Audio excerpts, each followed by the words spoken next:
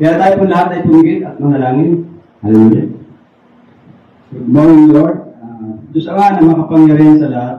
Muli po, nagpupuri kami at sumasamba sa iyo sa Espiritu at katotohanan sa maaga po ito. Salamat, Ama, sa aking po mga kapatid na dinako mo po muli dito sa iyong bahay panumbahan upang ikaw naman po ang sambahin namin sa Espiritu at katotohanan. Lord, bago po dumako sa aming panumbahan, pakipaspasan mo po kami at pagpalain at patawarin po sa aming pong lahat ng mga gawang kasalanan, malit man to o malaki. Ito po ay aming pong kasalanan. Kaya Lord, kami po humingi sa iyo ng gabay at patnubay sa aming pong pananampalataya dahil kami po ay nasa lamang pa. Lord, tulungan po kami na lumakas ang aming pong pananampalataya sa tulong po ng aming pong Panginoong Jesus.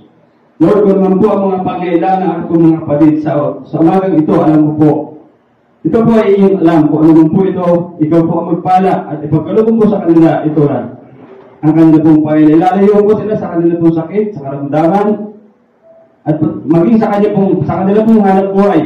Tulungan po sila na bigyan po ng pagpapala sa araw-araw na aming pong maghahanap buhay. Kaya salamat po, Ama, sa aming pong pagsamba sa oras na ito. Ganun din po, Panginoon, ang aming pong mga kapatid na wala pa po dito. Dinadalain ko po ang kanila pong mga pangyapak. Nawa po, Panginoon, ay makating sila dito dahil alam naman nila ang araw na ito ay araw ng pagsamba namin sa iyo, sa Espiritu at katotohanan. Tulungan po sa kasagabal sa kanila pong pangyapak in Jesus' name.